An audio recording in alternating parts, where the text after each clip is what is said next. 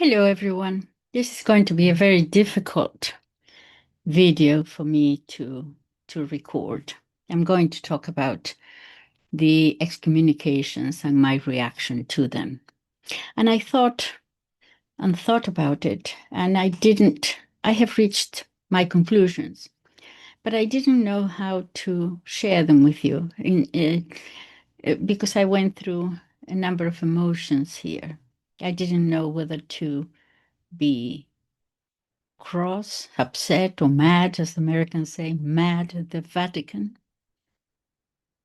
I could have, I thought about being clever and ironic about it. I didn't quite know how to express myself. I knew what I wanted to say, but I didn't know how to say it. So I left it for a day or two for me to digest it emotionally. And here I am, ready to do it. I don't want to get into a fight or to be angry. I'm just going to present to you my reasons and my conclusions as to what has happened and why the sense of betrayal is so great to me. To see, as I see, that the Catholic Universal Apostolic Church, the Universal Church, has become the Globalist Church. Okay, so let me start. On February the 2nd, I'm going to present to you the evidence as I see it, and hopefully it will accumulate and accumulate without necessarily a lot of commentary from me. You decide. On February the 2nd, 2026, Father David Pagliarani publicly announced the decision to consecrate new bishops on July the 1st during a ceremony at Econ, Switzerland. That's on February the 2nd.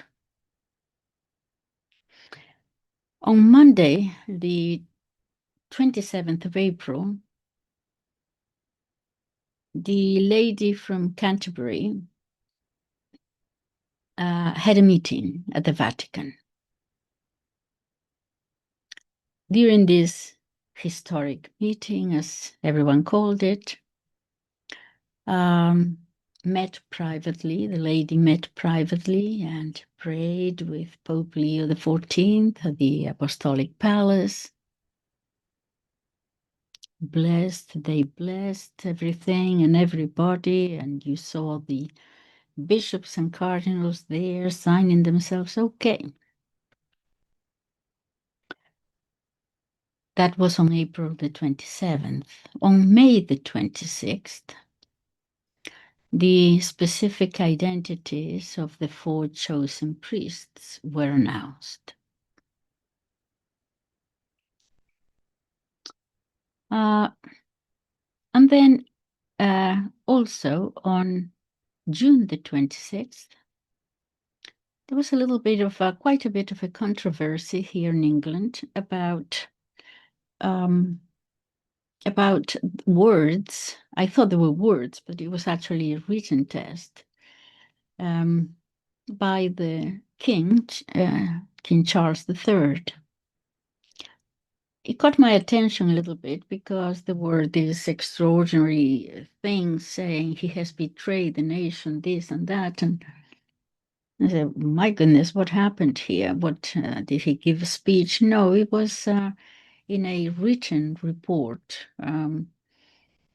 Apparently,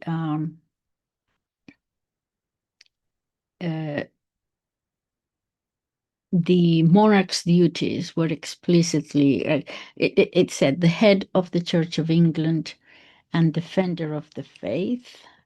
That's the Anglican faith, as is normally done. But then there was a paragraph apparently saying His Majesty is Supreme Governor of the Church of England and protects the space for faith within the multi-faith nation. And this led to all kinds of things. All right. So that was on June, when was that? June the 26th.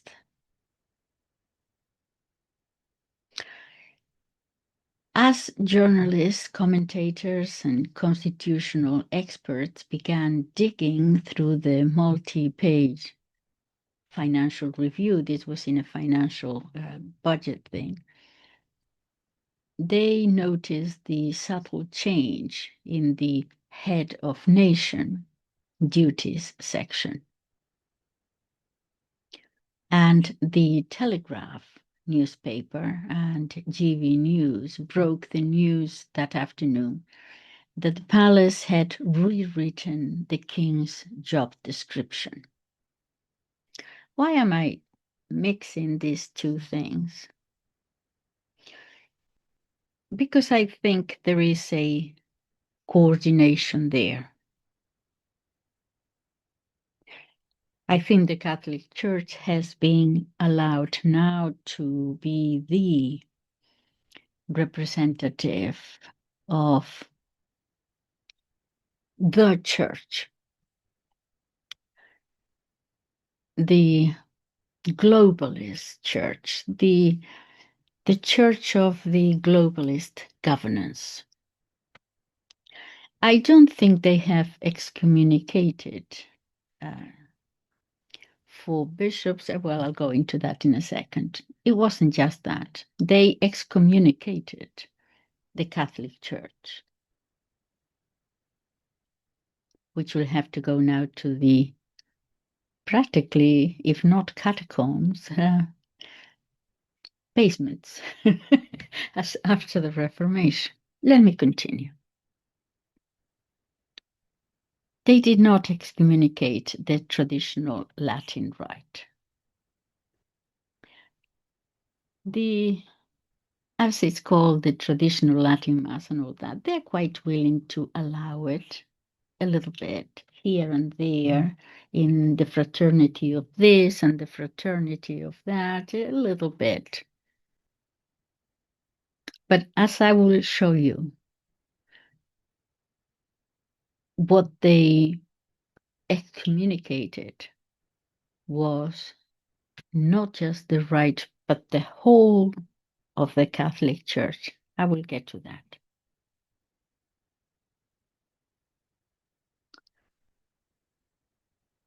The whole Catholic Church, Universal Apostolic Church of 2000 years.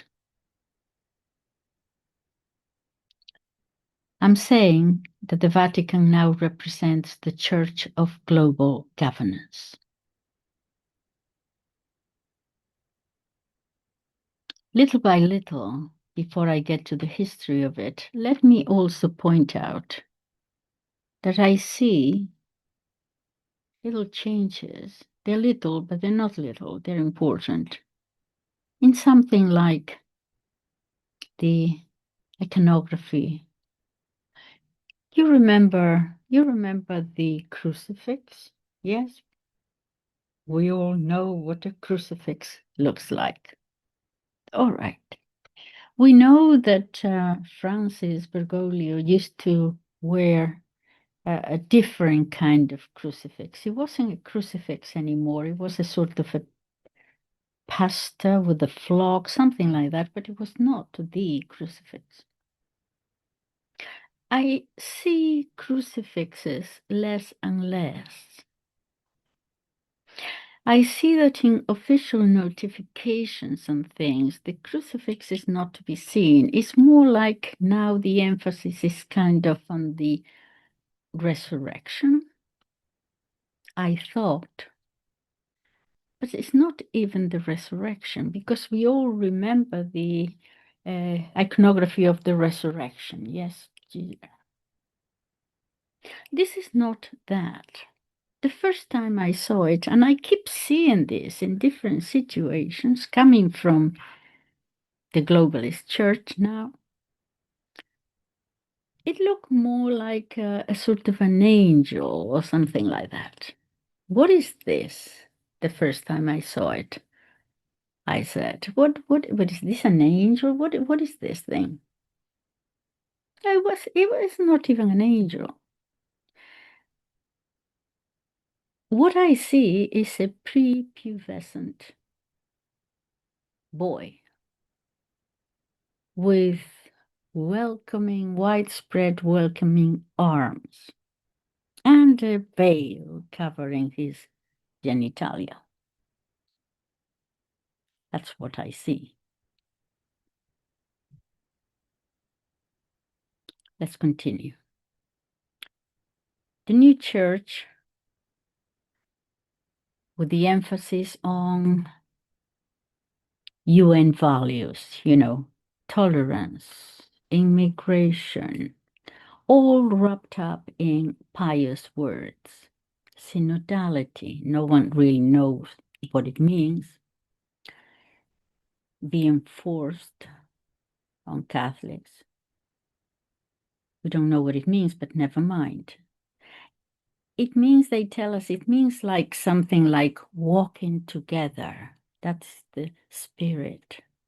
Well, you and I can walk together to the Indian restaurant for a takeaway. That's walking together too. The real question is, where are we going? With whom? How? Towards what end? That is not answered. Let's start at the beginning. I'm probably confusing you already. I just want to present to you my reasons, my evidence as calmly as I possibly can. So, excommunication. Father David Pagliarani, the Superior General of the Society of St. Pius X, Bishop Alfonso de Galarreta, he's Spaniard from Cantabria, north of Spain, excommunicated, also excommunicated the co-consecrator, and of course the 4 bishops. And somehow it seemed that everybody else too, that is in some way affiliated or sympathetic to this. Don't worry, I'm going to go through the decree and the explanatory note, which are contradictory. Okay. Perhaps not quite everybody. I think they would detract a little bit here. They left a little bit of room. This was just for shock, for fear. What do I mean? By saying, for example, that the faithful who attend not in the decree, in the explanatory note, the faithful who attend those masses, they will most probably be excommunicated. Certainly marriages will not be valid, and so on and so forth. Not in the decree. So let's look at this, because it's like Mr. Bean here, or Faulty Towers at the Vatican. It's a mess. And even if they detract, no, we didn't mean that the faithful who attend that mass, that they would be automatically excommunicated. The psychological effect is done. You could be, says the explanatory note. And so people react to that with fear. Now, let me go to our friend Tuccio.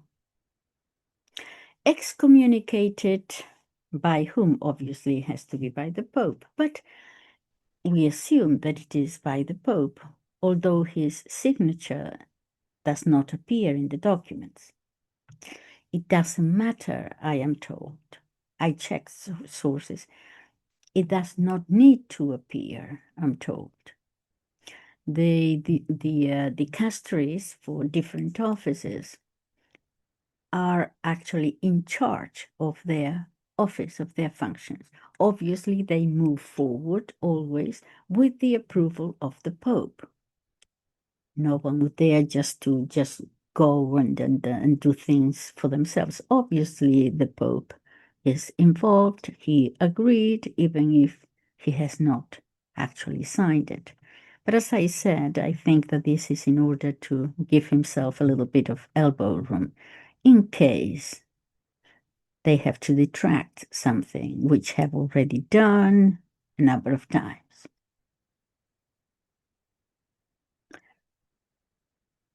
So it was with the Pope's approval, no doubt about that.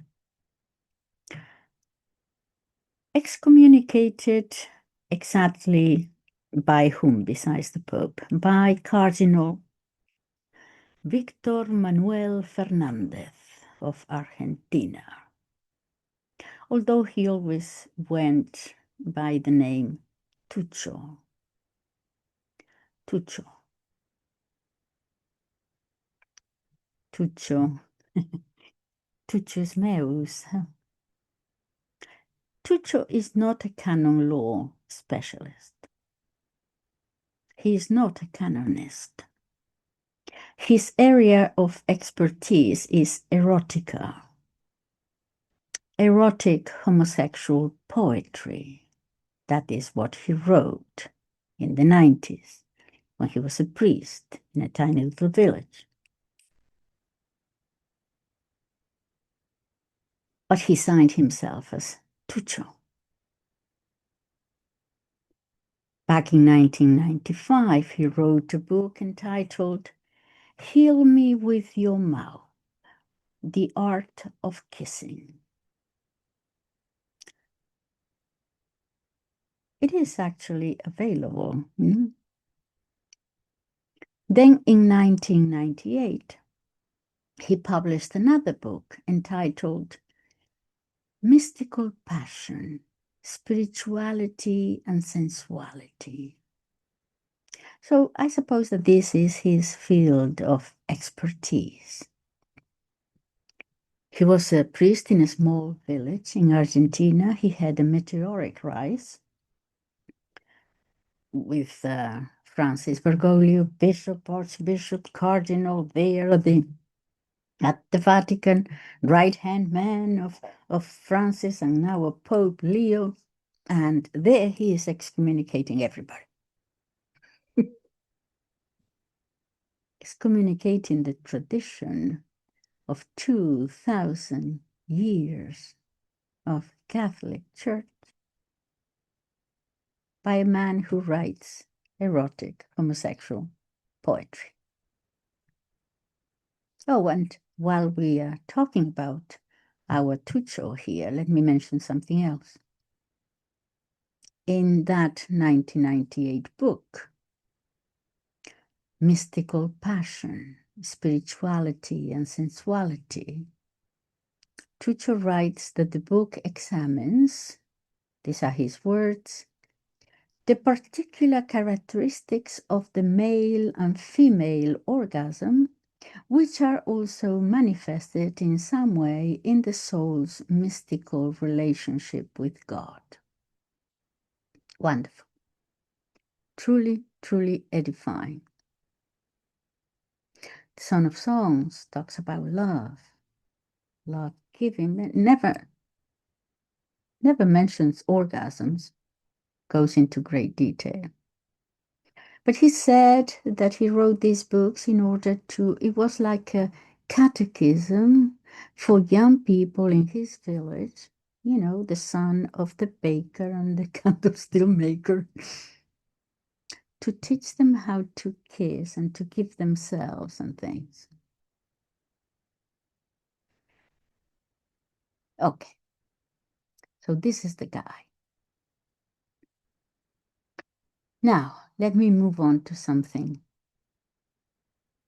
different. I'm going to enter into what has really changed. In the 60s, it was changed to, instead of man being subordinated to God, the church we know has been infiltrated since the beginning of the 20th century. You know that. But they actually got to the very top now. What changed then, the basic change in the 60s, was not the Latin. It was that now God was subordinated to man. Man was at the center now. When Pope Francis said about homosexuals, they keep coming up, who am I to judge? Well, actually, according to sacred scripture and to the catechism of the real Catholic faith, sodomy is actually one of the things that cry out to heaven for justice, for vengeance. And according to scripture, it can never be justified under any circumstances. Yet Pope Francis said, who am I to judge? Homosexuals. As far as I'm concerned, that's dealing with something far more serious. Because it's a sin against the natural law that cries out to heaven, as scripture said. As far as I know, there is nowhere in sacred scripture or in the catechism that lists the consecration of bishops without a papal mandate, which that is what it was, listed as such in the same way. Homosexual acts, however, are explicitly mentioned in scripture as one of the things that call down divine vengeance. Well, who am I to judge? Well, everyone is judging now, including me, including the excommunicator himself, expert not in canon law, but in erotic homosexual poetry. When we watch those consecrations, everyone was deeply impressed, by the way, by the richness of meaning, the symbolism, the sheer depth of the Catholic liturgy, the ancient Roman rite for the consecration of bishops. And the comparisons are unavoidable. I'm sorry, but they simply are. What we witness was a liturgical richness built up over centuries and centuries and centuries. And then came Vatican II, and everything was changed. What happened? Modernity. The argument to change everything was that modern man would understand all those things, all that liturgy, all that symbolism, would understand it better. In other words, we subordinated God to modern man. Man became the center, not God. And yet it is precisely those who call themselves conservatives who seem to be the most upset, the most offended, the most indignant over what the society has done. The liberals and the non-Catholics don't care. Good, they're probably enjoying themselves. It is those who said, oh yes, we like the Latin Mass. At the moment the gay man excommunicated, oh, we must obey the Pope. I'll come to obedience. Obey, obey, obey. And it is precisely those conservatives, because there is a difference between a traditional or a traditionalist and a conservative. The conservative is always there, doesn't want to get his fingers wet. Almost there, always, but not quite.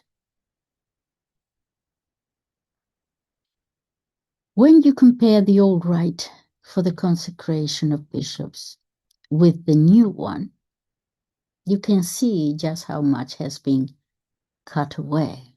Well, we see it in the Mass. The new rite feels almost as though you are simply walking, around your living room. And you find yourself asking, why throw away this liturgical treasure that had accumulated over so many centuries? Why? In the name of modernity, so that modern man could understand it better.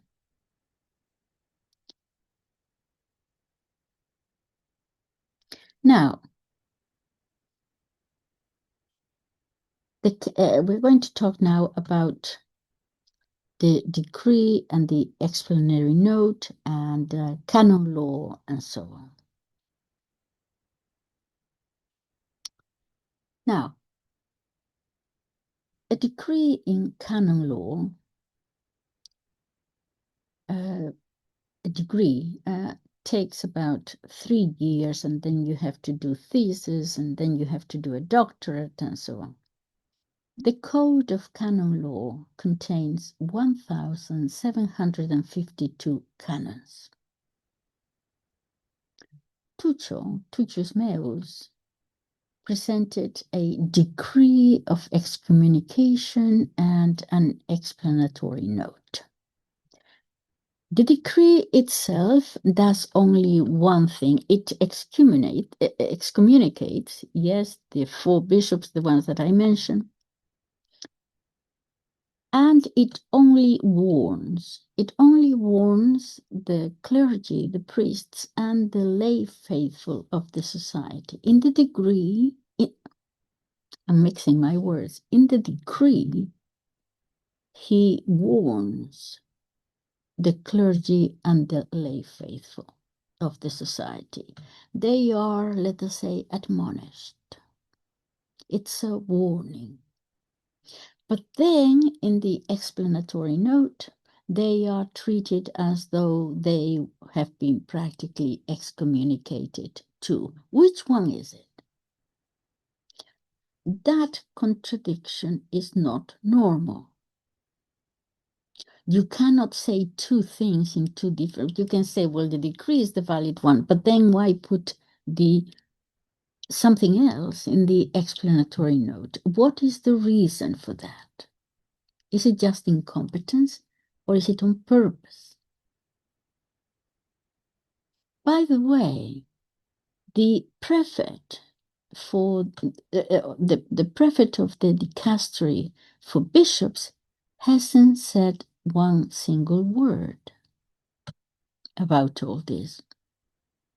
This is significant because in a matter concerning the consecration of bishops, surely the prefect for bishops ought to have something to say.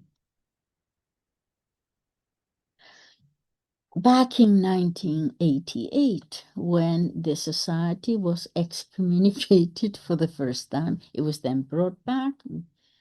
When they first excommunicated the society, during the negotiations with Archbishop Lefebvre, there were official statements and documentation issued by the prefect for bishops. But this time, the prefect, his name is Filippo Iannone, who incidentally was appointed by Pope Leo XIV, is one of the church's foremost canon lawyers. By all accounts, he seems to be an exceptionally competent man. But I've read that Archbishop Giannone, I repeat, the prefect for bishops, was one of those who, during Pope Francis' pontificate, actually resisted, this is the way they put it, resisted attempts to introduce the concept of synodality into canon law. They were trying to do it. And being a competent canonist, he resisted attempts. That's what I said. I read. Synodality simply does not exist in canon law. It has never been incorporated into it. So, not to agree with it is not a matter of dogma, it's not a matter of doctrine. So, if you disagree with it, you can disagree with it. Why? Because why did he resist attempts? Because he knows canon law inside out. The prefect for bishops, the man whose responsibility this actually is, has said nothing. He hasn't published anything. Perhaps he is studying the matter very carefully, but his silence is striking. And what is also striking, on the other hand, is the extraordinary speed with which Victor Manuel Fernandez Tucho responded. As for these societies' theological positions, for example, the profession of faith, they are completely and unequivocally Catholic, as anyone who has actually read them can see. A decree is one thing, an explanatory note is another. They are different kinds of documents. In this case, neither bears the Pope's signature.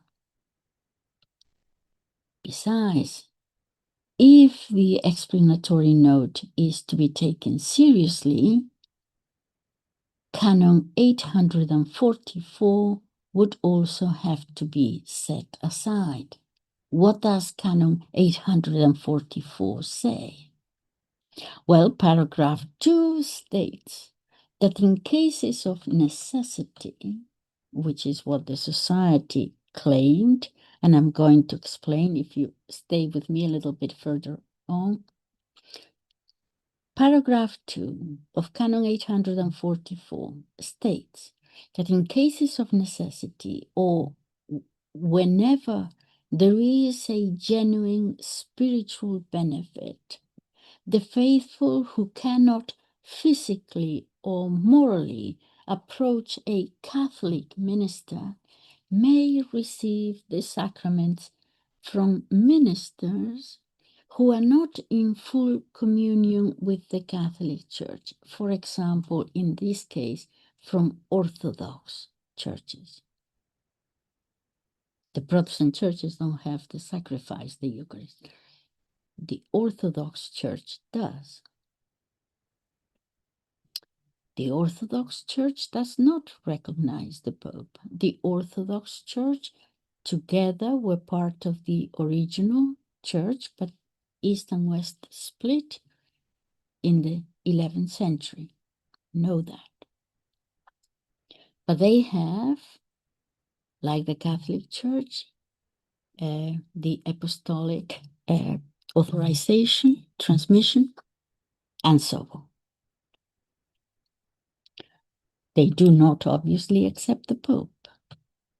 They differed over several things, but one of them is not only the fact that they do not acknowledge the Pope, that is obvious, but they differ to a certain extent in how they understand the Trinity, and several other matters.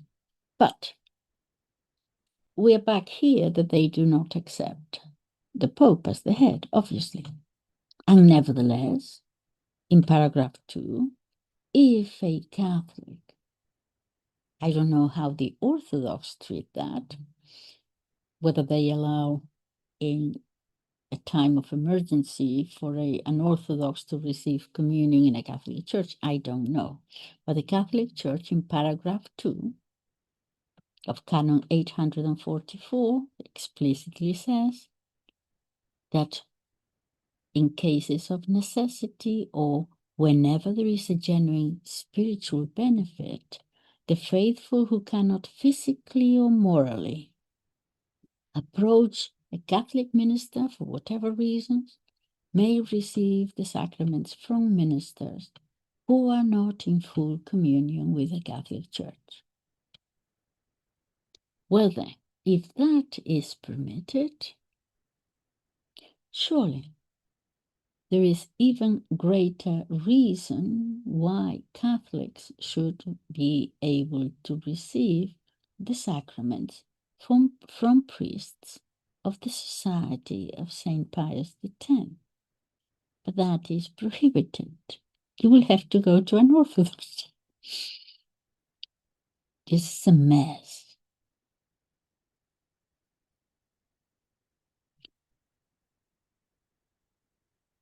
The real issue here isn't merely disciplinary. There is a deeper issue, my friends, a theological issue, a doctrinal issue, which goes far beyond the historical event of these episcopal consecrations carried out by the society. I believe that the society is rendering a great service to the Church at this moment. And even Pope Leo XIV in the past acknowledged that, publicly praised the Society of St. Pius X. Yet now we have a blanket condemnation that demonizes the society in a way that Protestants are never demonized. So an Anglican woman from Canterbury dressed as a bishop is welcomed with the red carpet at the Vatican. She's allowed to pronounce blessings there. Bishops make the sign of the cross, while the Pope literally invokes God's blessing upon her ministry. But apparently the priests and faithful of the Society of St. Pius X are just filthy schismatics, heretics. Worse, much worse, much more heretical than the Anglicans. Well, make of that what you will. Not long ago, the Pope himself acknowledged, as I said, I have the quote here, the attachment to the Church's liturgical life, the commitment to priestly formation, apostolic seal, and the desire to remain faithful to tradition that characterizes many individuals and communities associated to the society. What happened?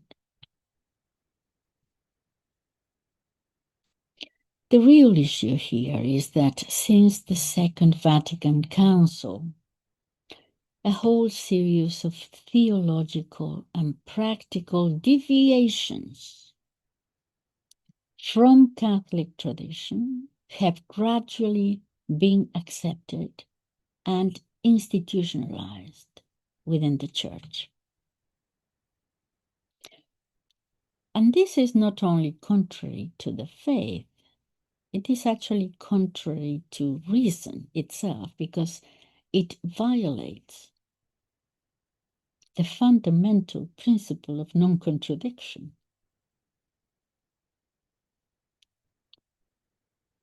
Let me explain. It goes far beyond the society itself, far beyond it. The real issue is that Catholic tradition, the church as it was for 2,000 years until the 1960s, has been rejected, officially persecuted, ridiculed, and deliberately, systematically erased. Erased.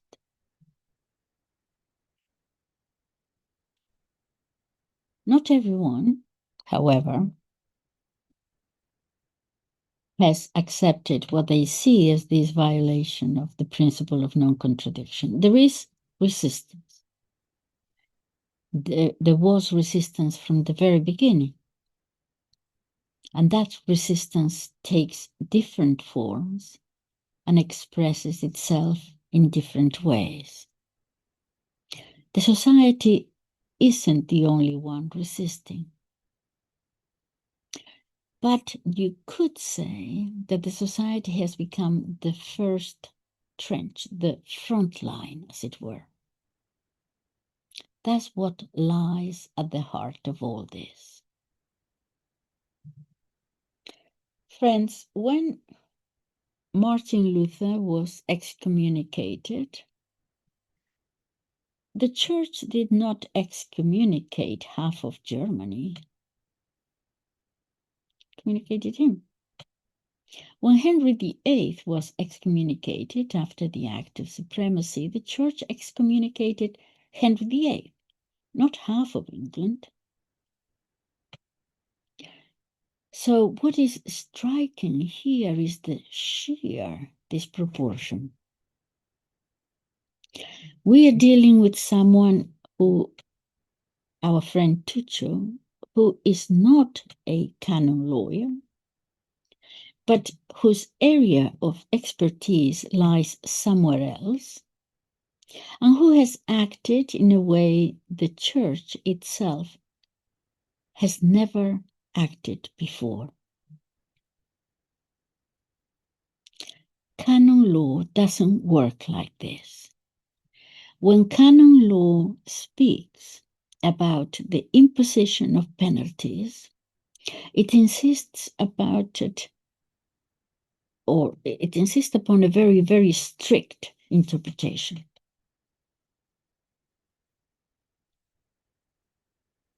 Strict doesn't mean, I don't mean to say harsh, I mean to say precise. It means you don't cast the net as widely as possible. A strict interpretation of penal law means applying penalties to the smallest number of people necessary and only where the legal grounds clearly apply. The purpose is not to let guilty people escape. It is to ensure that penal sanctions remain genuinely penal, limited, precise, and carefully restricted. In other words, you can't turn them into something like the atomic bombs dropped on Hiroshima and Nagasaki, you know. Those bombs were deliberately detonated in the air so that the blast and radiation would spread over the widest possible area. Had they exploded on impact on the ground, with the ground, the destruction would actually have been less extensive. Well, this is what Tuccio is doing, just Tuccio seems to think excommunication should work the same way, as though one could drop an atomic bomb over a cone, that place in Switzerland, and excommunicate everyone who happened to be anywhere nearby. Let me finish this particular argument with a final point, because it also exposes how inconsistent this document really is.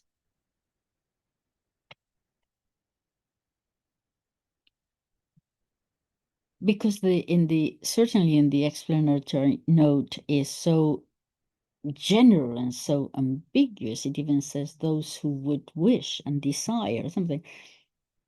Imagine an SSPX faithful living in Wisconsin, for example, or wherever, who wanted to attend those Episcopal consecrations in Switzerland. Suppose that he intended to go, but in the end he couldn't make the journey. According to Tucci's reasoning in the explanatory note, he would still be excommunicated, not because he was actually present, but because he had wanted to be there. The whole thing is absolutely absurd. From a canonical point of view, it is a complete botched job. I'm astonished. Is it incompetence or is it psychological warfare? Pope Leo XIV is supposed to hold a doctorate in canon law. So I find it extraordinary that this document doesn't bear his signature to begin with. I wonder, I was going to say whether he has read it, but obviously he had to, because canonically it simply doesn't hold together. Look, it doesn't matter. He probably didn't sign it because he wanted, as I said at the beginning, to give himself a little bit of elbow room or something. I don't know. But the responses from theologians won't be long in coming. I suppose that the American, what's his name, Gerald Murray, here in the United States, he holds a doctorate in canon law from the Pontifical Gregorian University in Rome. I believe that he serves as a pastor in a church in New York. He appears in EWTN sometimes, but I wonder whether he will have something to say and what. I'm also expecting to hear something, believe it or not, from German canon lawyers. I know that the Germans are, no one has excommunicated them yet, or well, no one has excommunicated them. And all the atrocities that they're saying sometimes, and scandals. But in any case, there are some canon lawyers who are quite competent on these matters. I know that German theologians are very progressive, but as I said, there is also a group of exceptionally competent German canonists.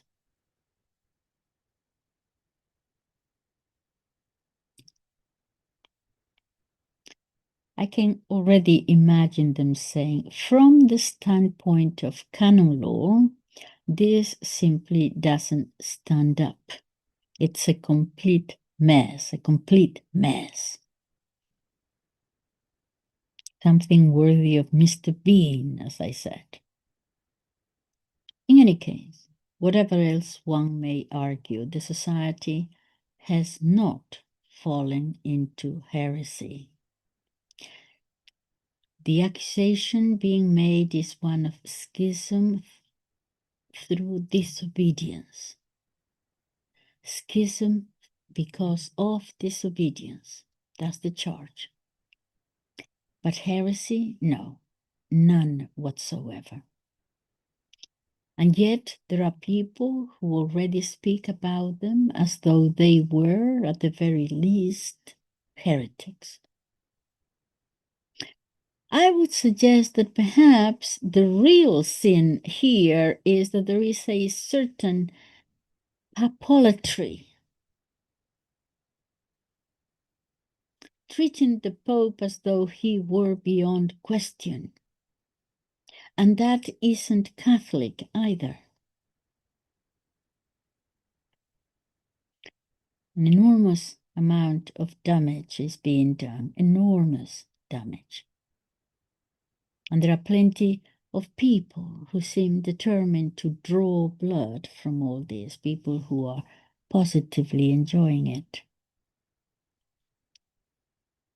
That too exposes the hollowness of all this talk about synodality.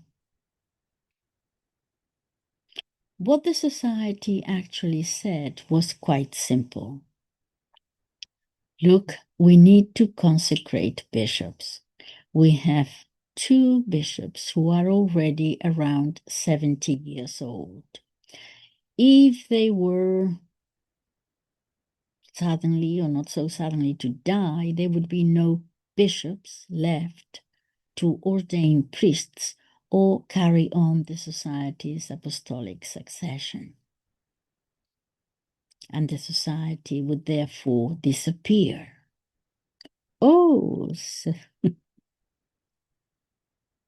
I think that personally, I think that's entirely a legitimate concern. So, what is the problem there? Why not reach an agreement?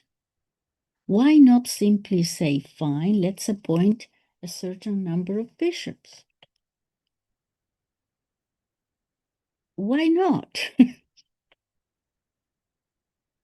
In China, after all, we all know this, a bishop has to receive Xi Jinping's blessing. If not, his approval before he can become a bishop. Pope has nothing to do with it. Coming back to the point, however, we should remember that this is fundamentally a matter of canon law. And what canon law establishes, canon law can also change. We are not talking here about dogma. We are not talking here about immutable truths of the faith. We are talking about what is normally called positive law, not natural law. And whenever positive law is applied with excessive, the normal law is applied with excessive rigidity, it can actually produce the greatest injustices. But beyond that, I would ask people to reflect on something else. We have to look at the wound this has caused. You can't simply dismiss it by saying, oh, well, these people, they're only, a handful of people. It's not a handful anymore, and it's growing. We're talking about a movement that may have close to 1 million people attending its masses every Sunday throughout the world.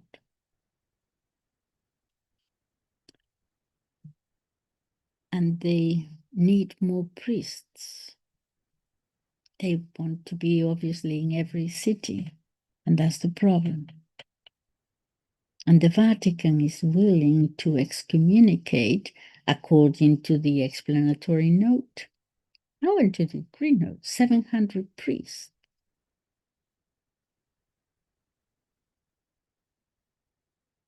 When there is a shortage of priests.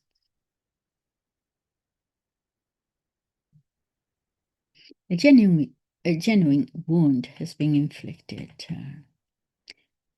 and a debate has existed for a long time now. A debate that, in my opinion, is perfectly legitimate. Surely it's legitimate for the Church to ask herself, what has happened exactly since the Second Vatican Council? What has happened to the Church since the Second Vatican Council? There has been, if we are honest, real damage. There has been dislocation. There has been a genuine wound. There are people who are suffering. There are people who no longer understand what is happening. And those who constantly speak about synodality should be willing to bring together the cardinals, the bishops, everyone concerned, and honestly ask, the Second Vatican Council has led to all this. Why? What has happened? And what I would ask of the Pope and of the Roman Curia is something that is also fundamental in law, and that is prudence. Benedict XVI lifted the previous excommunications.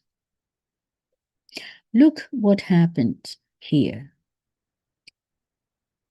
Second Vatican Council. Before the Second Vatican Council, Pope Pius XII. I remember Pope Pius XII.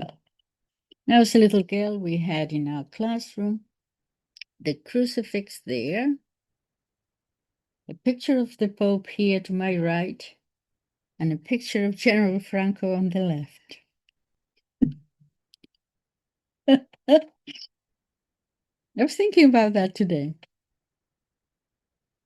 Some people say, who call themselves sedevacantes, I'm not one. I don't want to get into that. But that the last Pope was Pius XII. Well, General Franco was the last crusade. Okay, let's move on. The law exists to be applied with justice, seeking the right solution in each individual case, not through a rigid, mechanical application of legal rules. The facts have to be examined very carefully. Personally, I don't believe the Vatican has made any genuine effort to reach a real understanding.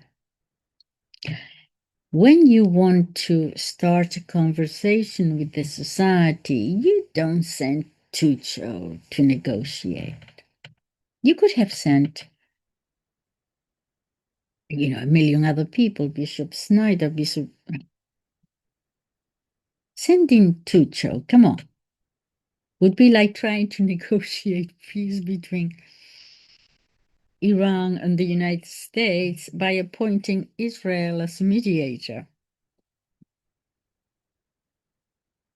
This is my personal opinion, but I think this document was aimed less at the society itself than at the wider Catholic public. Let's be honest about that. It wasn't really addressed to Father Pagliarani.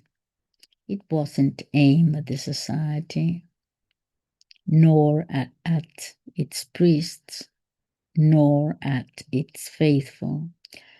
Its purpose was to justify a decision that has to be caused, that has caused a great deal of pain, because nobody in their right mind who looks honestly at what's happening can fail to notice the inconsistency.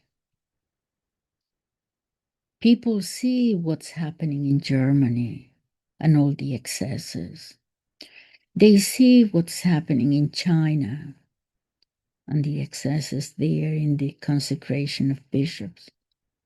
They see what's happening with all the gay bishops and so on. James Martin, these people who were trained in the first thing when the church in the early 20th century was taken over, infiltrated.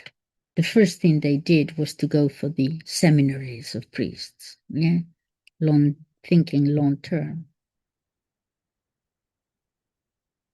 So they see what's happening with Gay and all that, James Martin and all of those.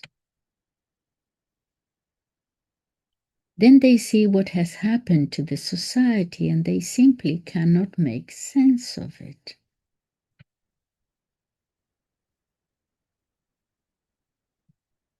Disobedience. That disobedience is something that you have to talk about. Perhaps all right.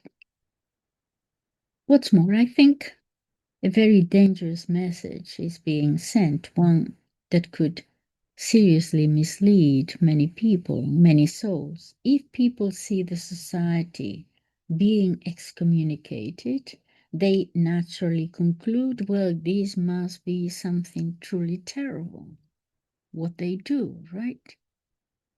But then they look at what the German Bishops' Conference is doing, and no one is excommunicated. So, what conclusion do they draw? Well, perhaps that must be good and acceptable, or at least permissible. And how many souls are being confused by all this?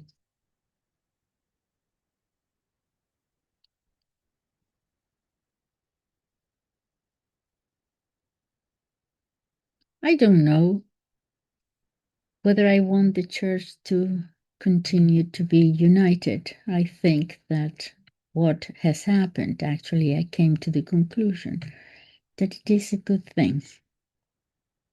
Because at least you now see the two churches, what one stands for and what the other stands for. Before, they were just all, someone had to take the last step. Let me continue with my argument. I will get there.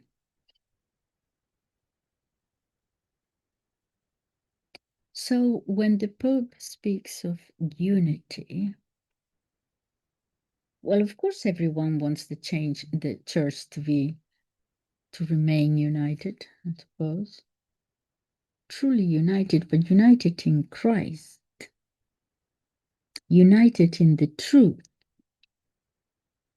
especially when the Pope himself, his own motto is in illo uno unum, in illo uno unum, in the one, let us be one, the one.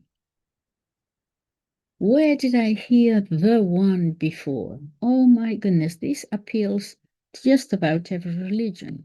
The one. It even appeals to the Gnostics. It even appeals to pagan times. The one, and then from all emanations come down. The one, I'm sure that Buddhists and Sikhs and Muslims and everybody can understand the one in different ways. That's the beauty of it. The one can be anything. Not Jesus, our Lord Jesus Christ. Not the Trinity. The one. What's that? The one.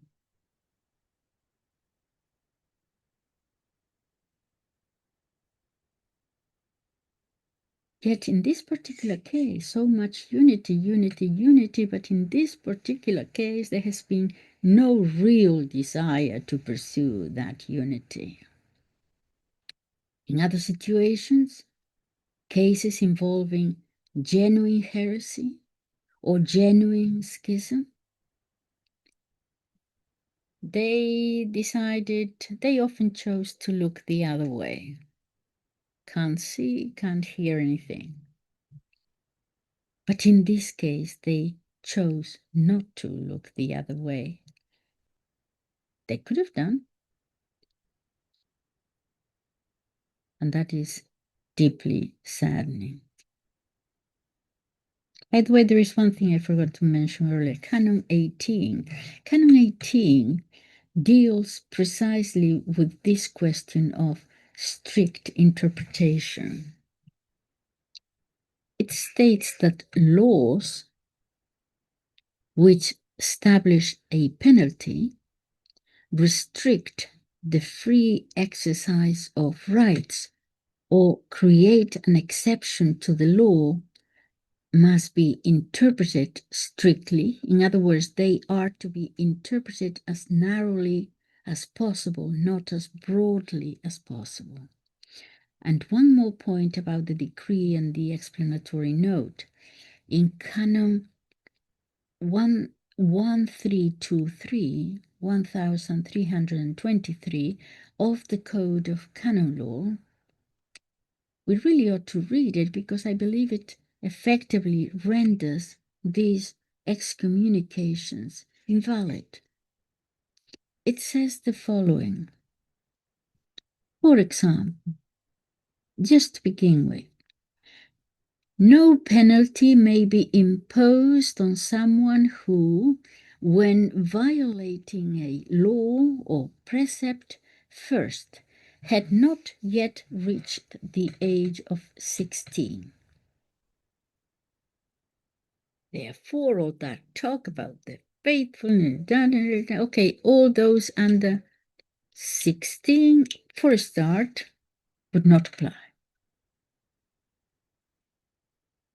That immediately means that every member of the society under the age of 16 cannot be excommunicated.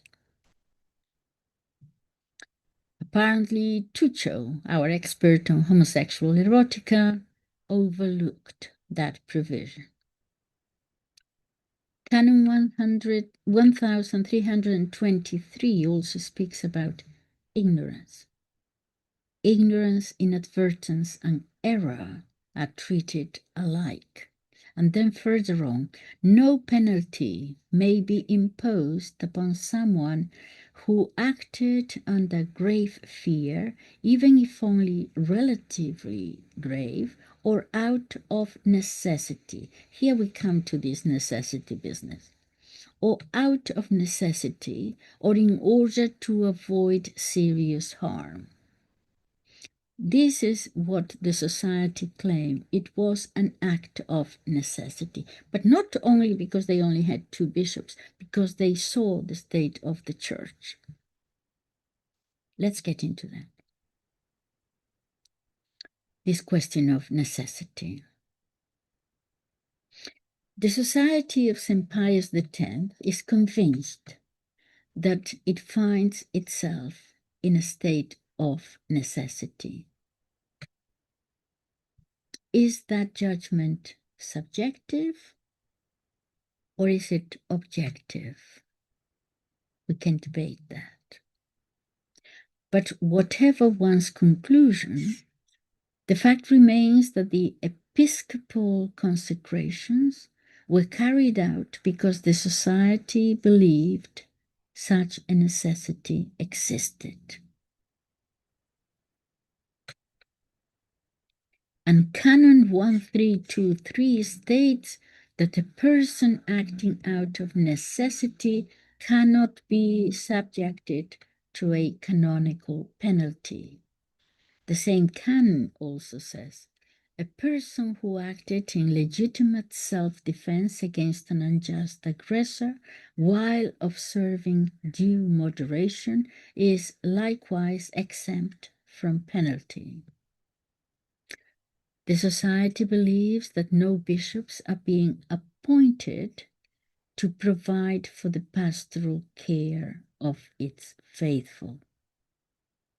Very well. Then, why, if that is their concern, and they have expressed it innumerable times, why then has the Vatican not appointed even one bishop for the whole church, specifically dedicated to the traditional Roman rite? Why not? That is something the Pope himself could do, or he could delegate it to someone else. There would be no problem there. Imagine if the Pope himself were to consecrate a bishop using the ancient Roman rite for episcopal consecration, the very rite that we saw at Econ, one bishop. Then imagine that bishop could travel throughout the world ordaining priests according to the traditional rite for the faithful of the Society of St. Pius X. If there were one or even perhaps two, let's say, bishops carrying out that ministry around the world, perhaps, if that happened, none of these doubts would even arise. That is the situation we find ourselves in. For Catholics who wish to attend the traditional Mass, there are places where a genuine state of necessity may indeed exist, and more so, because the bishops have the decision making here, and if they don't want that to be that traditional Mass to be celebrated in their parish, they can do away with it. Is there a state of necessity? I think so. If there are no bishops willing to provide the traditional rite, then under the current situation, there may simply be no traditional Mass available. Is that what I want? If one day every diocesan bishop were to refuse permission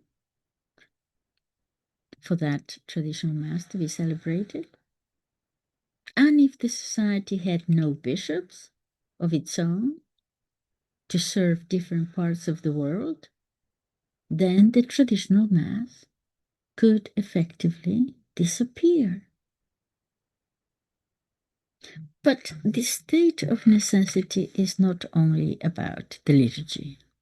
There is something deeper here, much deeper.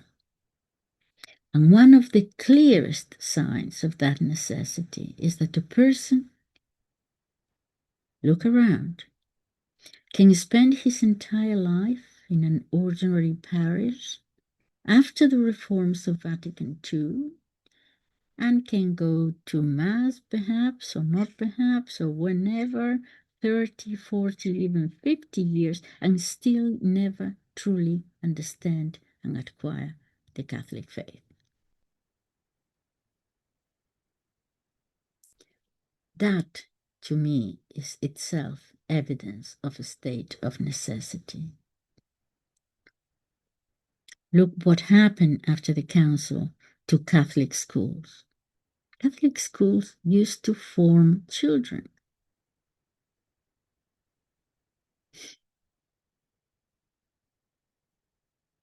It's not only the liturgy, it's also the seminaries. A man can pass through. I remember meeting an American priest once. We worked together in some issues, and he told me that when he was in seminary, it was like a gay club. They were encouraged, except when there was some kind of, what do they call it, an inspection of some sort. There is a word for it. And then they would be told, now be careful, with excesses and so on.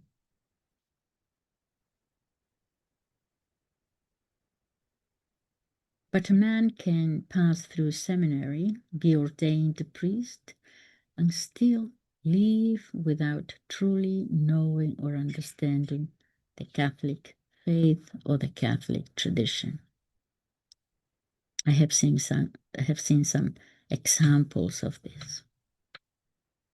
What concerns me most, at least from my own point of view, is that the church hierarchy hasn't even attempted to explain why there is no state of necessity in their view. The society claimed there is. They gave their reasons. The Vatican say no, there isn't, and they gave no reasons. Why do they believe that the society is mistaken? And what do I mean by that? If you look at military history, the Prussian military academy, it was the Prussian military who developed the idea of unquestioning obedience to authority. And I think that mentality has found its way into the church. In the end,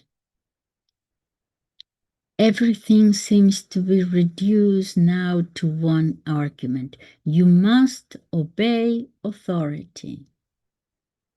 As though authority, simply by being authority, automatically possesses the whole truth. No, it doesn't. As though authority itself was infallible. No, it isn't.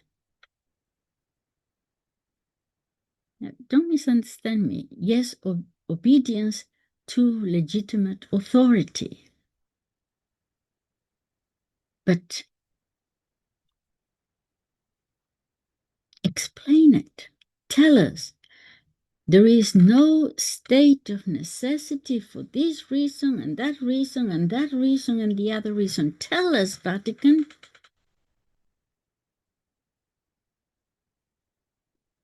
Don't simply say the answer cannot be because authority says so.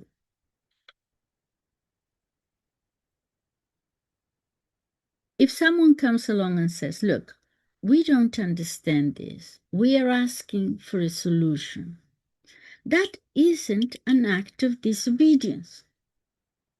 Those are legitimate questions addressed to the Pope. Authority must be founded upon truth. Truth cannot be sacrificed for the sake of authority.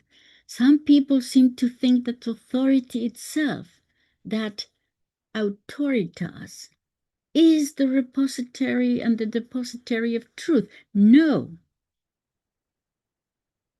Authority must exercise prudence. Authority must exercise justice. Above all, it must avoid creating confusion, which is what it's doing now. Because confusion is the great problem facing the Catholic Church today. And the question is whether it is deliberate or not. And I sometimes actually think that if Luther's slogan was sola fide, faith alone, then today's papolatrous conservatives, neoconservatives world, that world, has replaced sola fide with sola obedientia, obedience alone.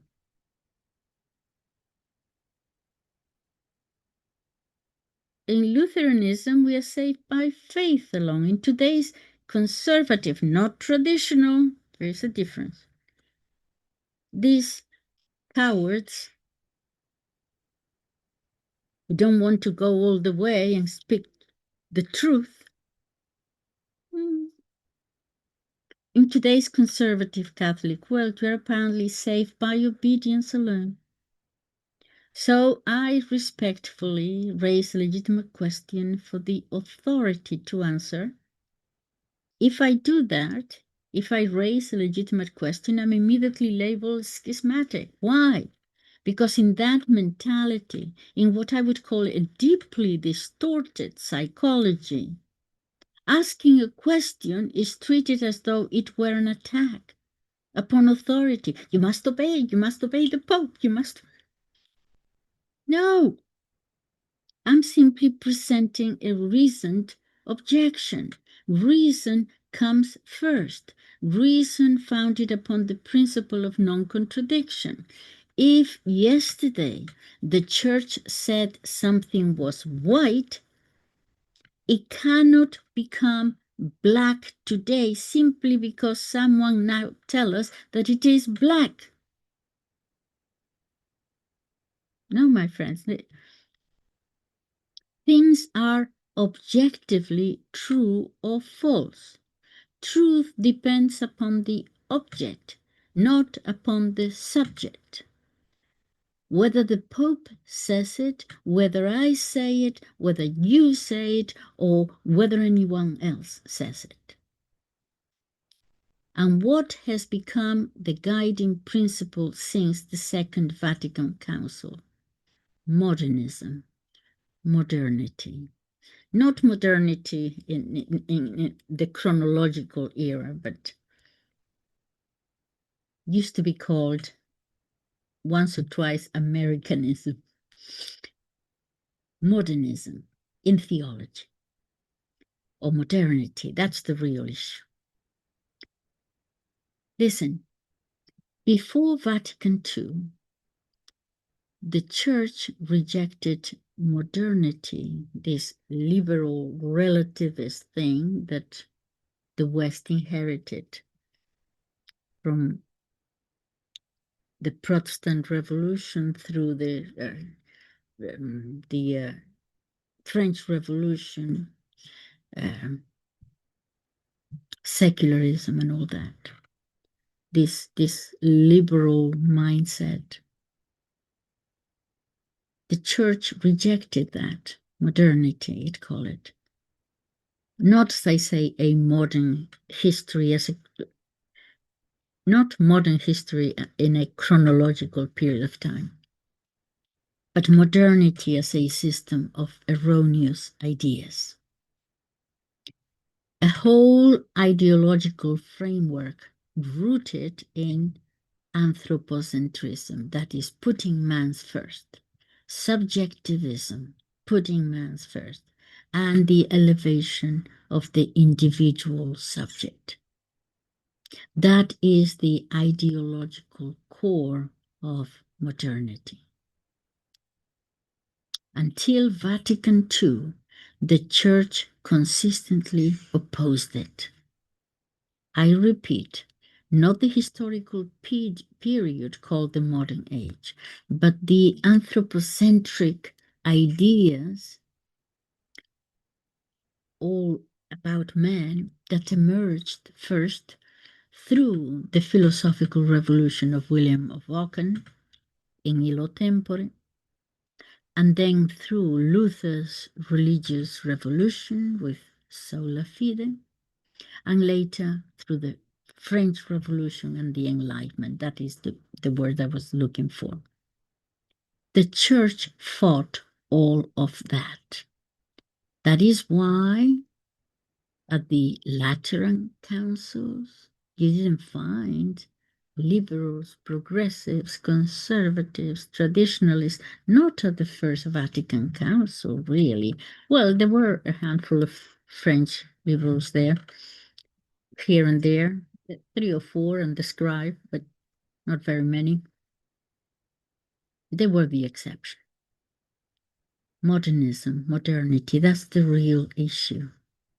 That is the elephant in the room, as the tired expression goes, that nobody wants to acknowledge. Why? Why? Because after the Second Vatican Council, the Church stopped resisting the ideological, philosophical, political, and therefore theological principles of modernity. It was completely taken over, hijacked. So it stopped resisting them and it embraced them.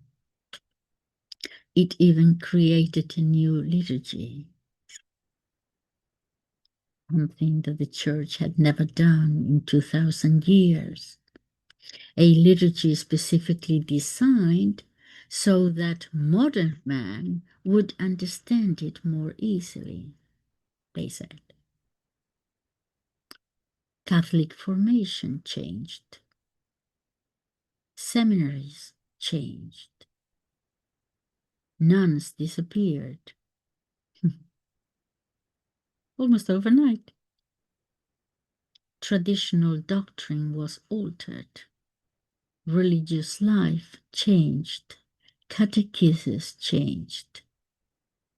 Catechesis became, comparing it to how I was formed, what I see now is basically cut and paste and color, that kind of catechism. You could leave a Catholic school today and join the Jehovah's Witnesses tomorrow. They don't know anything. And this thing about traditional catechesis had become sort of right-wing or fascist or something. Isn't that the word they always use? So this is modernity. So what we have, my dear friends, is that we have one church in the Vatican that embraces modernity, and another practically in a basement now, like during the Arian heresy and so many other heresies. During the Arian heresy, you know, the Arian bishops would come to where the Orthodox, the Catholic bishops were, and they would say, "You're out. I am the one here," and they would have fight between themselves and their followers, and they would take over the diocese. Well, one is in the Vatican, the one that embraces modernity, and the other one is, if not in the catacombs, it will soon be in basement, and that is the one that rejects it, as the Church always did. Once the Church's leadership embraced modernity, after 1965, there were Catholics who said, "No, I will not embrace modernity because I believe it is anti-Christian. No, I will not embrace modern theology because it is built upon an anti-Christian philosophy. No, I will not embrace modern political principles because they are anti-Christian, and from them have come abortion, divorce, euthanasia, gender ideology, and even the books written by that pornographic cardinal, and so on." And there he is. I refuse to embrace all that, some said. And speaking as, well, I'm not speaking humbly. I believe that this is the real Gordian knot that I referred to in the last video. This is the heart of the matter.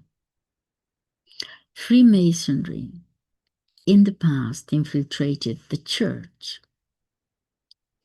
not primarily to destroy it, you understand, but to use the church's institutional structures, first as a source of intelligence and influence, to be the church of global governance.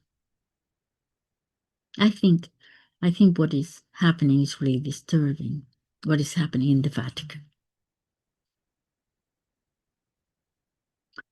And by having a sort of a general church that encompasses everyone, and you have the one at the top, and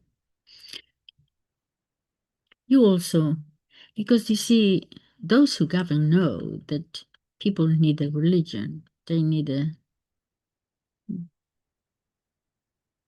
So some people have discovered how to keep society completely docile, like a flock of sheep that no longer recognizes its shepherd. The idea seems to be, let's use the church. That's the impression I get.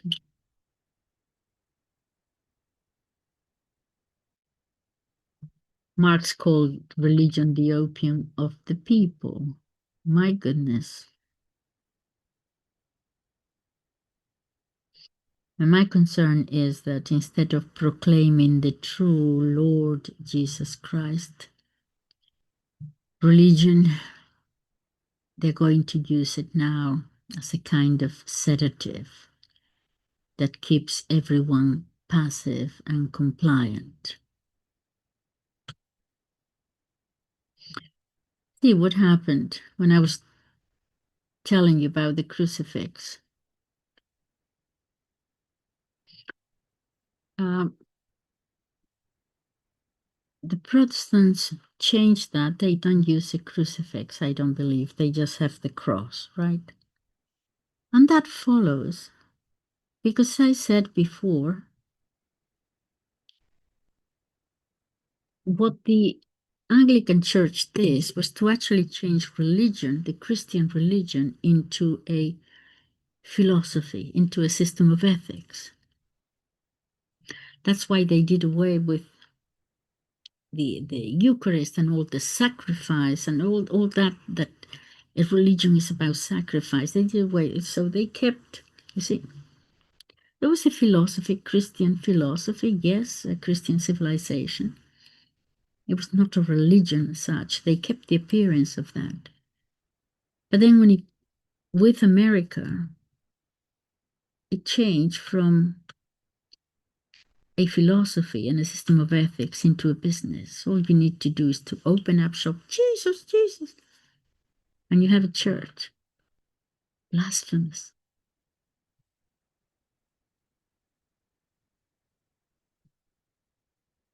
And now, the way I see it is that I see that the Vatican has flipped. You would have to convince me because it all seems to fall into place. I'm not happy about it, but that's the reality. I was thinking this morning, before I conclude my arguments here, something came to my mind. This happened about 26 years ago now. I remember it was 2000, the year 2000. I had just come back from the United States, and I was asked as a job to be a translator in a conference that was happening in Oxford, and it was a conference, an international conference of the Carmelite nuns who were called into an international conference by I don't know how they call it now, how they call it, the Father General, the Superior General. I don't, different orders have different names, I don't know. And this is a long time ago, but I remember I was there as a translator, and the nuns came. These are the Carmelite nuns, cloistered nuns, and Saint Teresa of Avila, all with their habits and everything. And I don't remember the exact, even if I did, I wouldn't necessarily tell you, but I don't quite. But what I do remember, one thing very specifically, is that the Father General, who I don't remember his name or anything, but I remember I think he was Mexican, and he was a little guy, very, very short. And he turned up not even with a habit or anything, just, and I thought that was strange. You have all these nuns here with their habits. Couldn't he put the Carmelite habit on it?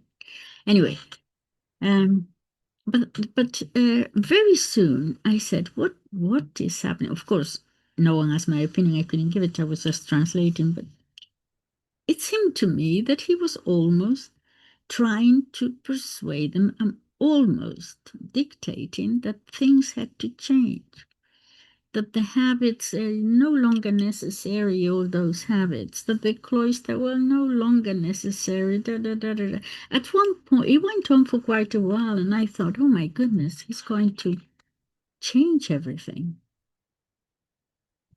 And because that came into my mind today, I thought Pope Leo was the Father General, Provincial General, I don't know, whatever the name is, for the Augustinians for 12 years.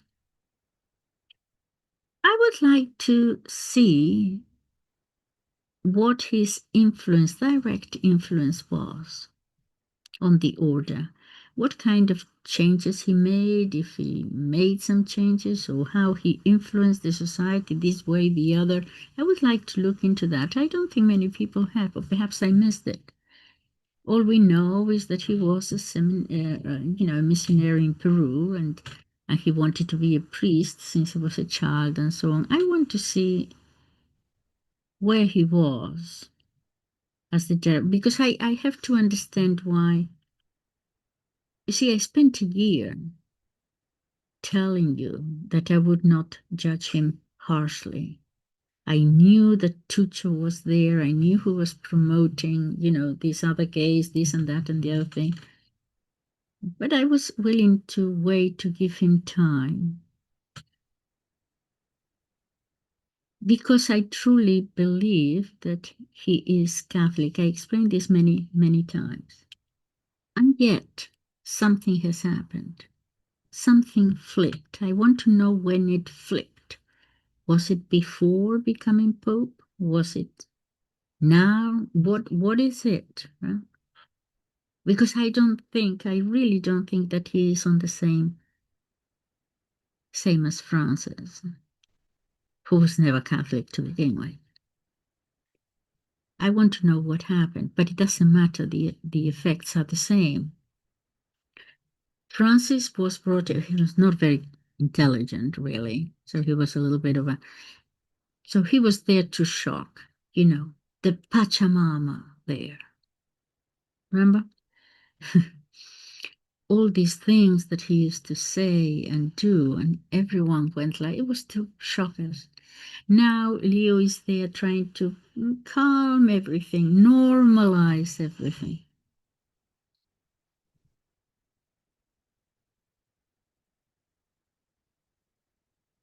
Okay.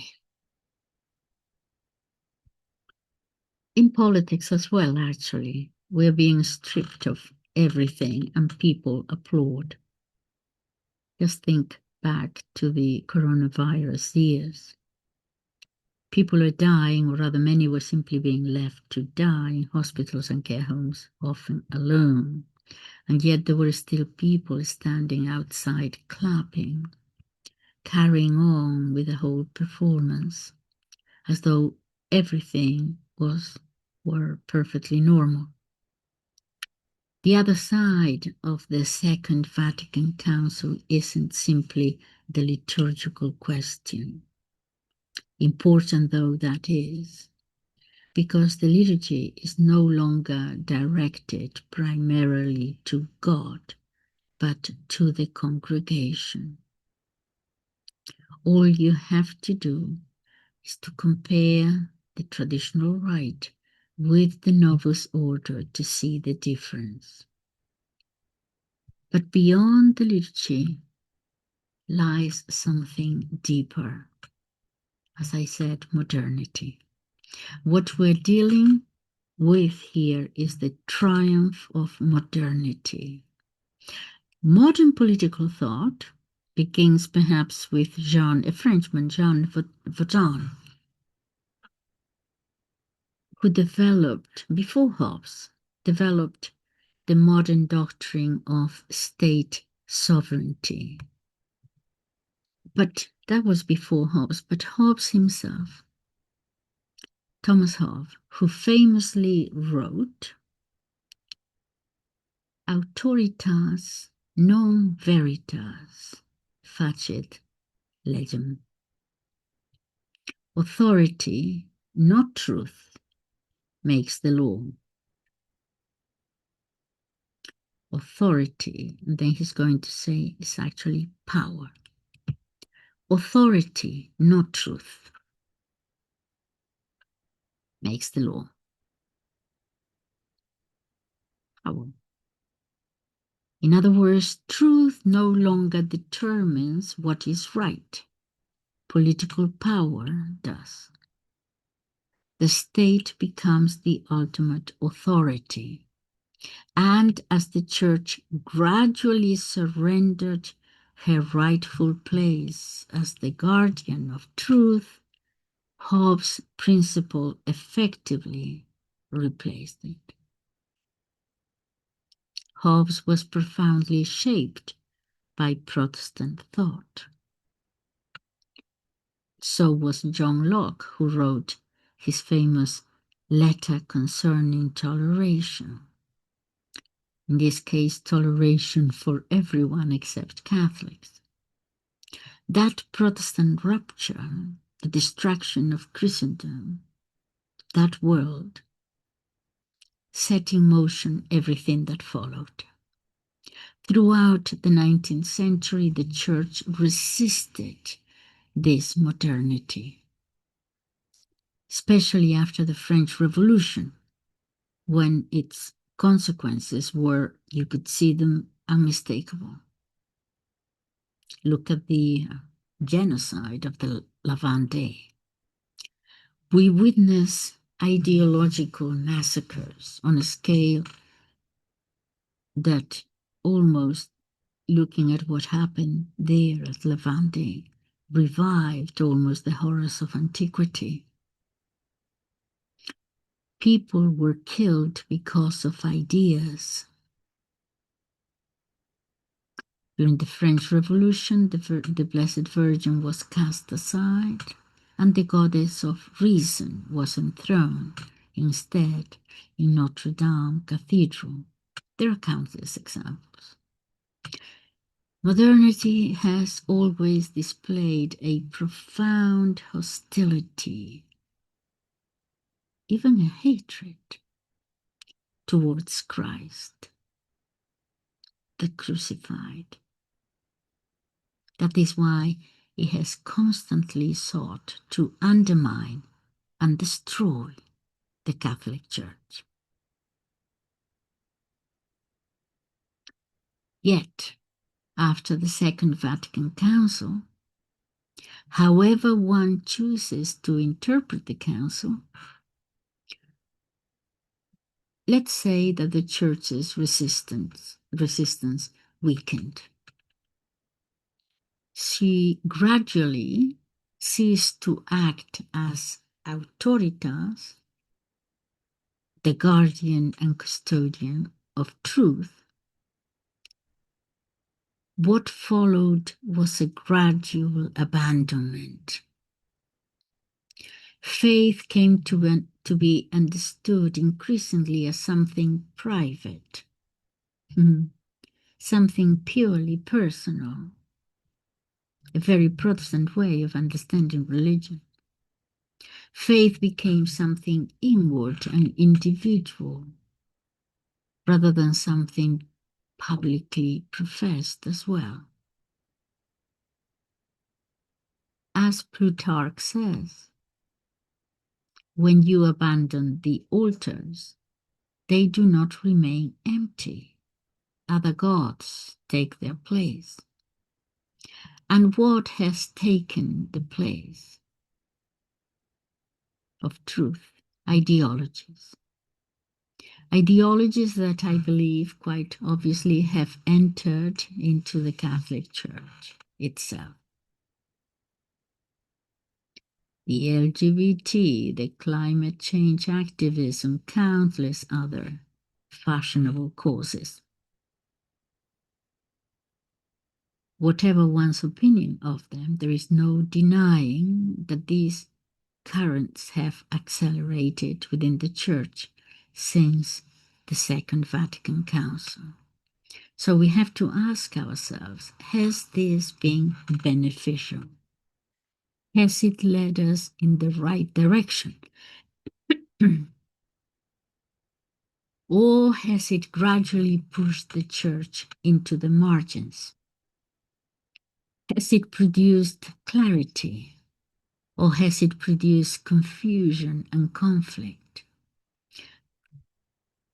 Those are the deeper questions we need to face. And the Pope is saying that you have to accept Vatican II. It was not doctrinal. It was not about dogma. It was about guidance. Don't have to accept it. Just as I don't have to accept, I don't know, I'm free to accept whether this saint was a saint or not a saint.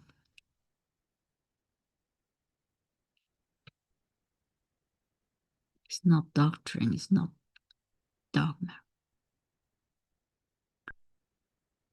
So these are deeper questions that we need to face. Now the message seems to be, it's no longer faith handed down through apostolic tradition that saves you. What saves you is obedience to authority. Are you kidding me? That is Hobbes' principle. And it seems to me that it is precisely that principle which much of the church has adopted today. You must obey the Pope. And which many of those calling themselves conservatives now defend. Authority replacing truth. You're trying to impose something by authority that is not true.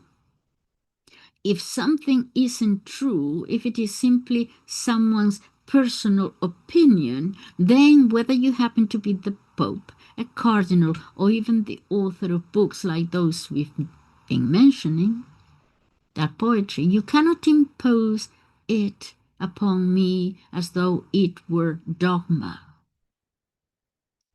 You cannot dogmatize what is merely pastoral. And you cannot threaten people with excommunication simply for receiving the sacraments.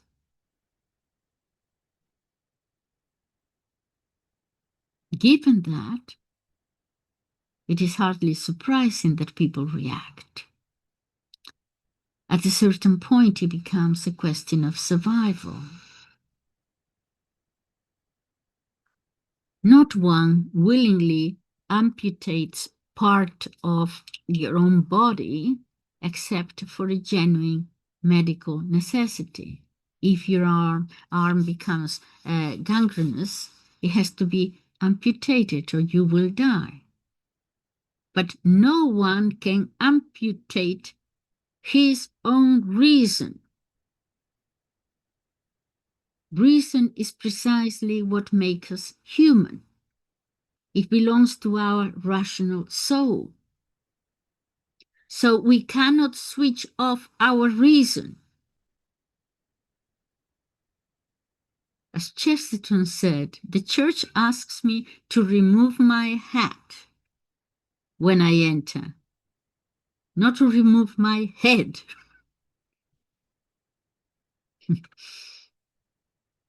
As Pope Benedict XVI wrote in Summorum Pontificum, what was sacred for previous generations remains sacred and great for us today.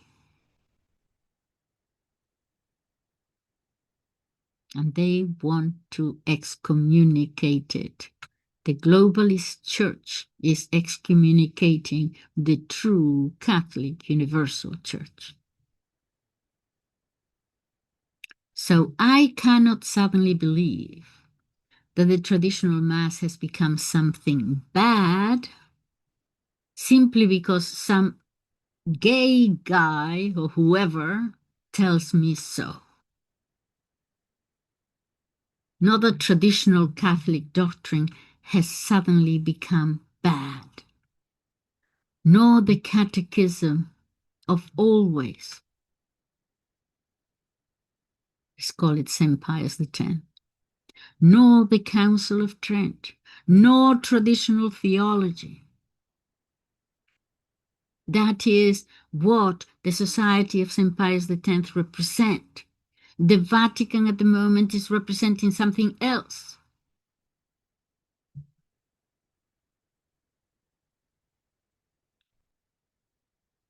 Not that the Church's teaching on the social kinship of Christ, that Christ should reign not only over individuals, but over society itself. None of these beliefs, none of these things suddenly become evil and have to be excommunicated simply because someone has declared that what was once good now is somehow bad, especially when the Second Vatican Council was a pastoral council, not a dogmatic one, and when, in my view, its pastoral documents can themselves be debated, yes. Frankly, it is as though we are expected to suspend all critical thought. That simply isn't serious.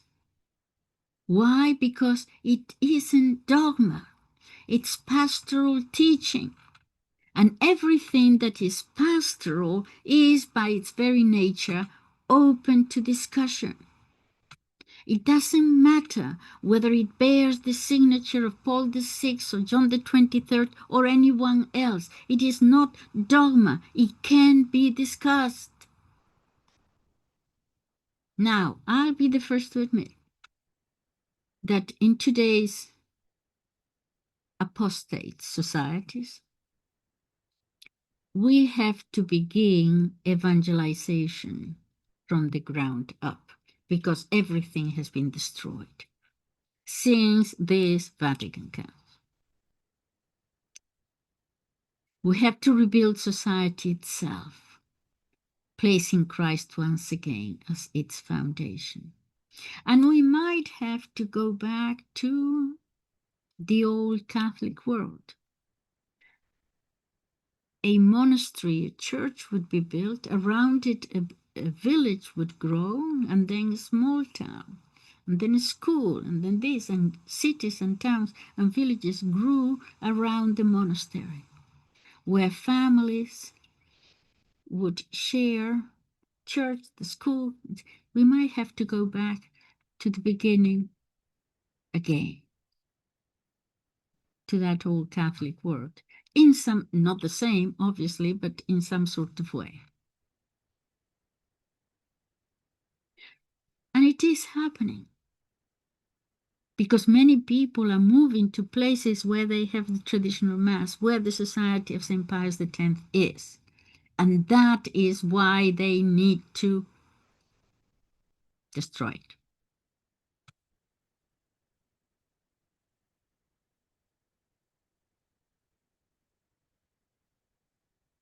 We have to rebuild society itself, placing Christ again, once again, at its foundation.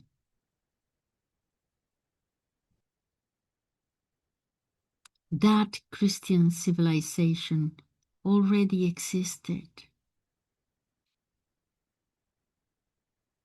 And it was dismantled by the leaders of the Second Vatican Council and by those who came after them. And this is a completely disproportionate attack on the Society of St. Pius X.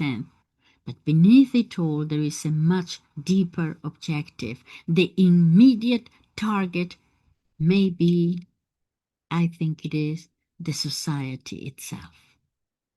The deeper target is everyone who questions the Second Vatican Council or who is critical of it. In other words, what the Church no longer wants is another Joseph Ratzinger, Benedict XVI, someone capable of saying, as he did once say, that the Declaration of Religious Liberty and certain other conciliar texts amounted to a kind of counter-syllabus, he called it. Think about it. John the 23rd, he started the council. Paul VI, he had some problems. And then there was John Paul I, who, it seems, realized what was happening with the spirit of the council and wanted to change. Oh my God, he died 37 days. And then we have John Paul II, from Poland. Different experience.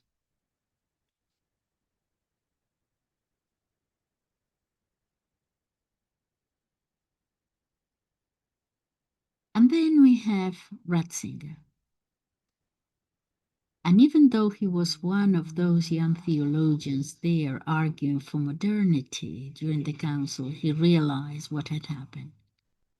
So, for example, one of the things he did was to bring back the Society of St. Pius X, which had been excommunicated by John Paul II. Not too sure about him. But anyway, everybody loves him, so it's all right. We cannot have another Ratzinger. He was going to take, and what happened to him? Well, he had to resign. Oh, why? Well, I don't suppose it was because one day he got tired. You either stop or whatever.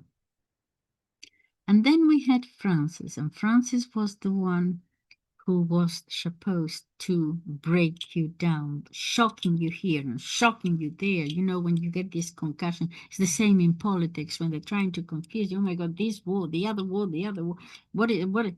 Okay? And now, as I said, calm, normalization.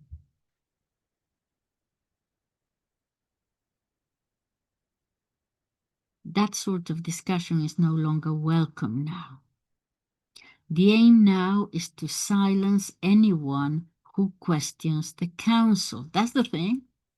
Anyone who rejects modernity as a deviation from Catholic tradition is a kind, for them, of doctrinal error.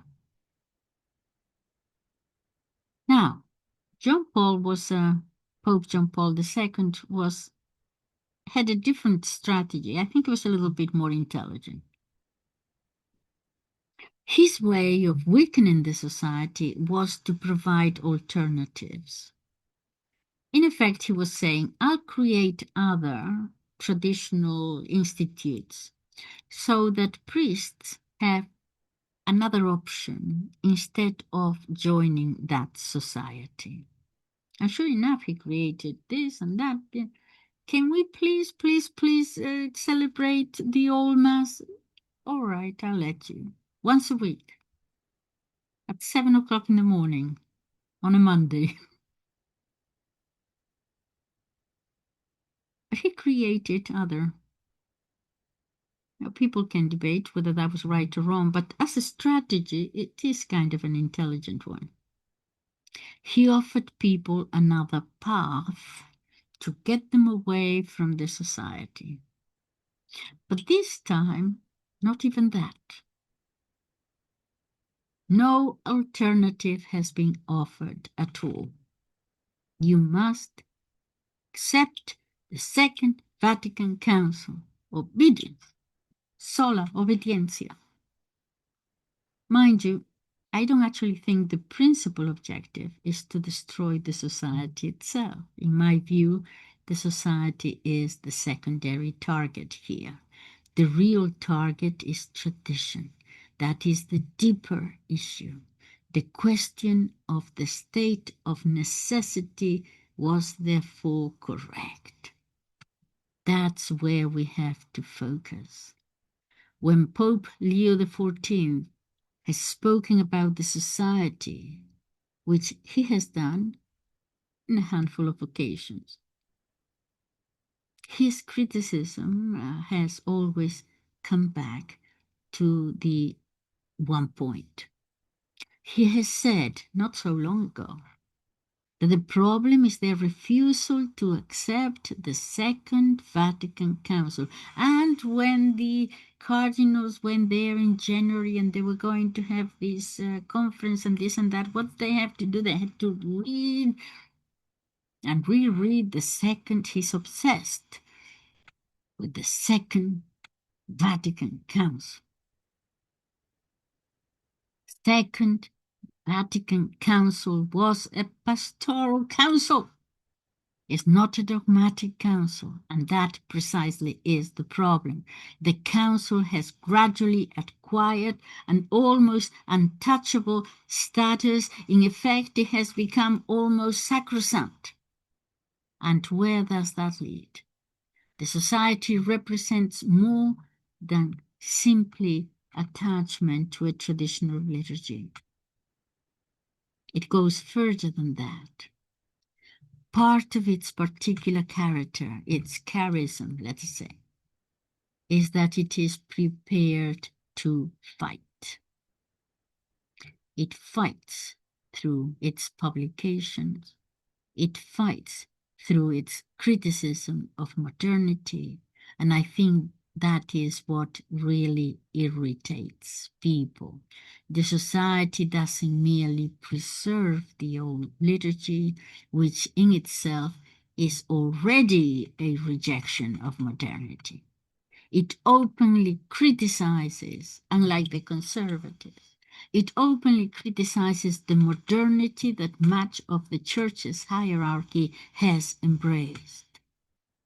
A modernity that has, in my view, contaminated much of the church itself and also a large part of the Catholic faithful. You only have to walk down the street, talk to ordinary people. It's immediately obvious what assumptions shape the way they think. Those assumptions are no longer the ones the church always taught. They are the assumptions of modernity, more fluid, more relativistic, a worldview in which God gradually fades into the background. And if you ask me what lies at the root of all this, my answer, after thinking about it, is simple. The problem is modernity. Now, some people say there's no point in trying to go back 200 years. That's just nostalgia. It's a utopian dream. Of course not. I'm going to go back 200 years. No one is proposing that. We're not trying to recreate the 19th century. Personally, actually, I wouldn't mind, but it's obviously impossible. What I do want is something different. I want us to recover the deposit of tradition and use it to answer the problems of today.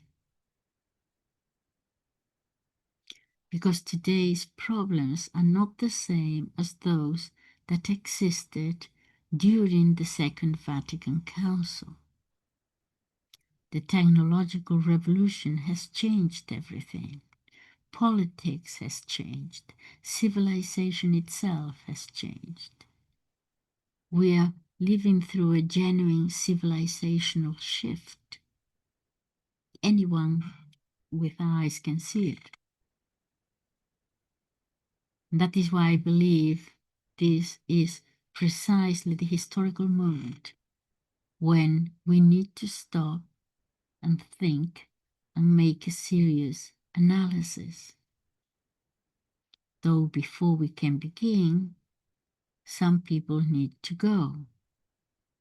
Those who are causing such enormous damage. Those who are tearing the church apart. And it's not the society, they're just preserving. Nor are we living actually in the age of John Paul II anymore, despite what some apolatrous neoconservatives seem to imagine.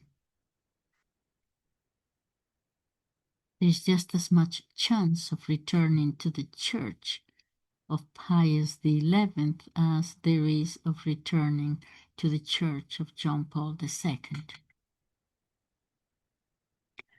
John Paul II's pontificate didn't simply end when he died. In many respects, it was varied with the end of Benedict XVI pontificate. That's when it ended, when Pope Francis Bergoglio was elected. That is why, ever since Francis became Pope, hardly anyone speaks about John Paul II anymore. His writings are rarely promoted. They are scarcely studied. Almost no one appeals to his legacy anymore. Then there is another document, Fiducia Supplicans, which bears Pope Francis' signature. It says that blessings may be given in situations involving homosexual couples, something which, in my view, contradicts 20 centuries of Catholic teaching, sacred scripture, and the natural law regarding homosexual acts. And because it carries the Pope's signature, it also possesses all the external formalities that make it appear to be an official and authoritative document. It's almost as though the Pope's signature were sort of Harry Potter's magic wand. Wave it once and poof! And simply because the Pope has signed it, it automatically becomes official church teaching, almost as though it were the very word of God. And if you dare say no, that cannot be the word of God, because it contradicts what the church has always taught, then you are labeled schismatic or heretic. To my mind, situations like this do point to the existence of a genuine state of emergency, of necessity. And what is happening today is a farce. It's a deception. It's fooling people. Take catechesis, for example. There are certainly parish priests who take it seriously, and there are religious communities that take it seriously. But in the vast majority of the church, catechesis has become a sham, because people simply are not learning the Catholic faith. It's little more than an empty exercise. Let's not even begin talking about religious education in schools. That becomes an empty exercise too. And it's not only in schools, but in many seminaries. It's not merely that the Catholic faith is no longer being properly taught to priests, and I think that's deliberate. Very often, men aren't being taught how to be priests. I think I've gone for very long, so I'll leave it here. I'll continue it at some other point. Okay, thank you so much for listening to me. Bye-bye.